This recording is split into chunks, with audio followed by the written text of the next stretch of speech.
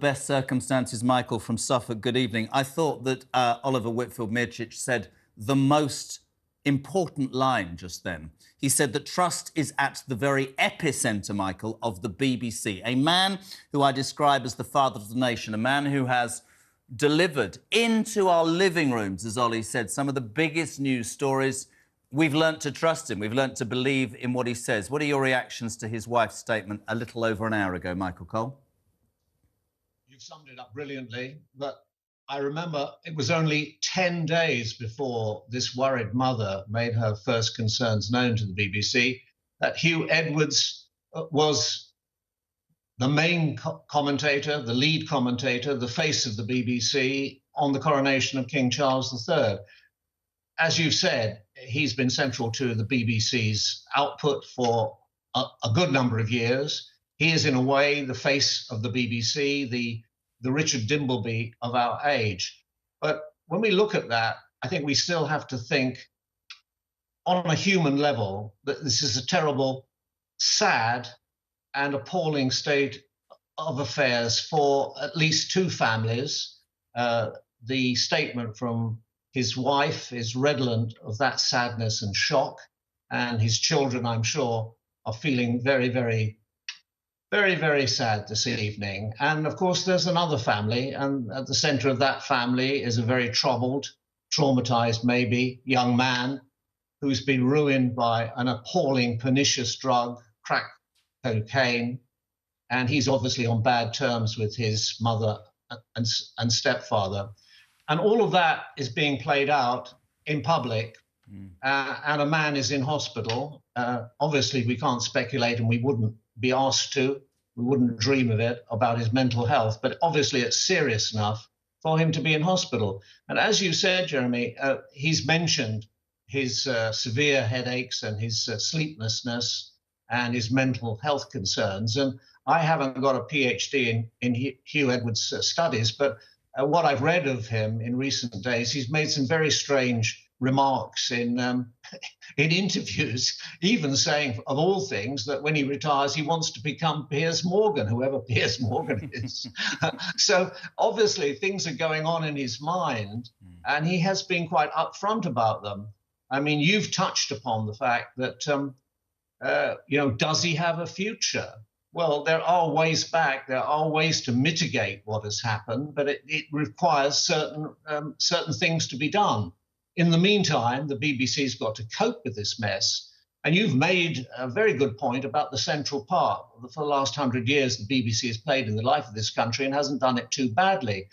Michael Grade, who's actually 2 days younger than me, but only 2 days, he said when he was chairman of Channel 4, the BBC is there to keep the rest of us straight. Yeah. In other words, to set the standards and to be the cheerleader for broadcasting, good broadcasting, public service broadcasting we can all stand by. And there we are. There's the man walking with his wife. He's been central to that. A man from Wales who I think started regional broadcasting and then came up here and was recognized for his talent and has been there in our living rooms talking to us. It's a tragic state of affairs.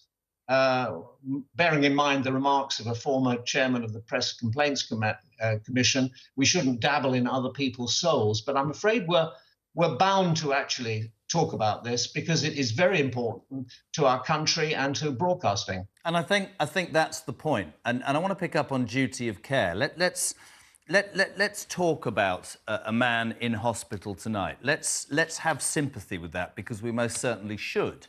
A man who admitted to problems in the past. This doesn't in any way, for people already contacting us, condone what has gone on. And I like what Michael says. There's more than one victim of this. But a duty of care, I believe, from a broadcaster should be on all sides. So their duty of care tonight in this situation should undoubtedly be Huw Edwards, but it should also be the people You talked about the young man, his family, other people as well. And it has to work both ways. Interestingly, earlier, Michael, detectives from the Met's Specialist Crime Command have now concluded their assessment and have determined there are no criminal offences that they can see to this point. So that would back up the people who are saying age-wise and whatever. But what you see on screen, that's the moment that Huw Edwards, and I remember it, announced the death of our amazing late Queen. And he is synonymous with all of those things, and you touched upon it.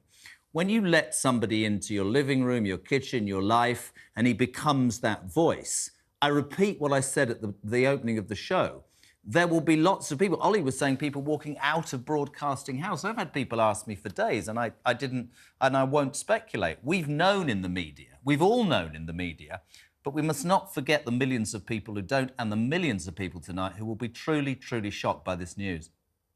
Absolutely. And now that the Met have said that they're no longer interested, it reverts to a BBC internal inquiry.